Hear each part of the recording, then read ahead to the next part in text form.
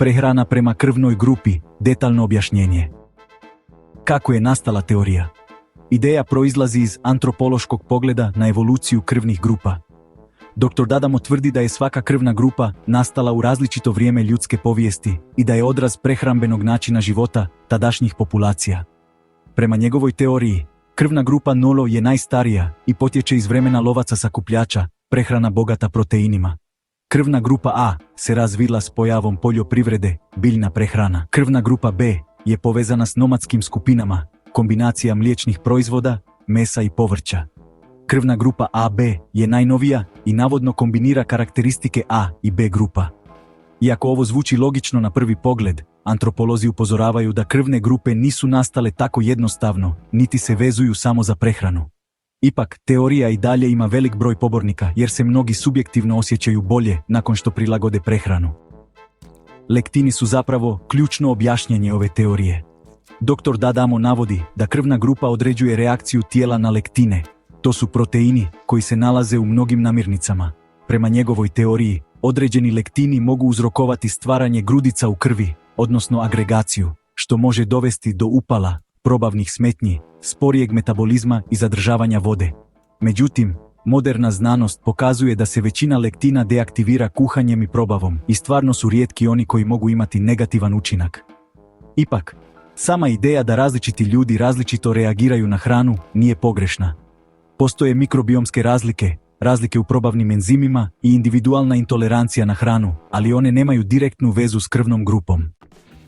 Za krvnu grupu 0 ili takozvani hunter type preporučuje se prehrana koja uključuje puno životinjskih proteina, poput junetine, janjetine, peradi i ribe.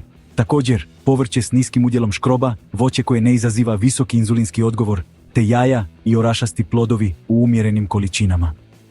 I usput, ako vam se sviđa sadržaj, molim vas, pretplatite se na kanal. Kada je riječ o namirnicama koje bi trebalo izbjegavati, to su pšenica i gluten, kukuruz, žitarice s visokim udjelom škroba, te mlijeko i mliječni proizvodi. Zašto baš to? Pa, prema teoriji, osobe s krvnom grupom 0 imaju genetski program lovaca, što znači da bolje metaboliziraju proteine i masti, ali teško toleriraju gluten i mliječne proizvode. A kakva je realnost? Ljudi s grupom 0 često zaista bolje reagiraju na proteinski način prehrane, ali iskreno ne zbog krvne grupe, nego zato što visokoproteinska prehrana općenito stabilizira glukozu i pomaže gubitku masnoće kod mnogih ljudi. Preporučena prehrana za ovu krvnu grupu uključuje biljnu prehranu ili prehranu s niskim udjelom životinjskih proizvoda. Trebalo bi jesti puno povrća, grahorica, mahunarki i cjelovitih žitarica. Riba je također preporučena, ali umjereno. S druge strane, valja izbjegavati crveno meso, jer navodno stvara upalu kod osoba sa krvnom grupom, zatim mliječne proizvode i prerađenu hranu. Zašto baš ovako? Prema teoriji, A grupa predstavlja prelazak na agrikulturu, pa navodno metabolizira biljnu hranu učinkovitije. Ipak, realnost je da kod mnogih ljudi prehrana bogata biljnim vlaknima poboljšava probavu, smanjuje kolesterol i potiče zdravlje crijeva, i to bez obzira na krvnu grupu. Preporučena prehrana za B krvnu grupu je raznolika. Ova grupa navodno najbolje podnosi mliječne proizvode, pa se preporučuju mlijeko i mliječni proizvodi, zatim meso, riba i jaja, kao i povrće, voće i žitarice. Preporučuje se izbjegavanje piletine, jer navodno loše djeluje na imunitet kod B grupe, zatim kikirikija, kukuruza i leće. Zašto je to tako? Teorija kaže da su nomadske populacije imale širok spektar prehrane, uključujući mliječne proizvode.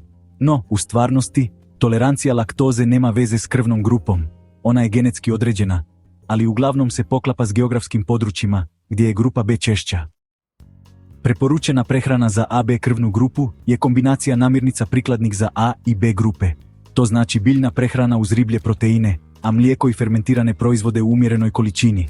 Trebalo bi izbjegavati kofein, alkohol, dimljeno meso i crveno meso, jer je ono teže probavljivo. Zašto baš to? A B grupa je najnovija i navodno miješa osobine A i B grupa. Velike sistematske analize i istraživanja zaključila su nema znanstvenih dokaza da krvna grupa određuje kakvu hranu bi trebao jesti određeni pojedinac. Ali, ljudi se zaista često osjećaju bolje na određenim načinima prehrane, jer se preporuke poklapaju s uobičajenim zdravim principima prehrane. Manje šećera, prerađene hrane, glutena, alkohola, više povrća i proteina. Dakle, iako teorija nema čvrstu znanstvenu potporu, dijete prema krvnoj grupi indirektno poboljšavaju prehranu i zato mnogi osjete napredak. Pruža jednostavnu strukturu, što jesti, što izbjegavati. Stvara osjećaj personalizacije, mnogi vole plan samo za njih. Uklanja prerađenu hranu, što automatski poboljšava zdravlje. Podiže svijest o hrani, ljudi počnu razmišljati o tome što jedu. Placebo efekt, ali vrlo realan i koristan placebo. Prehrana prema krvnoj grupi nije potvrđena znanstveno, ali mnogima ipak donosi korist, jer ih usmjerava na čišću, prirodniju prehranu, manje procesirane hrane i više povrća. Ako se osjećaš dobro na prehrani svoje krvne grupe, slobodno je koristi kao vodič, ali uvijek slušaj signale vlastitog tijela. Hvala na pažnji. Like, share i pretplatite se na kanal.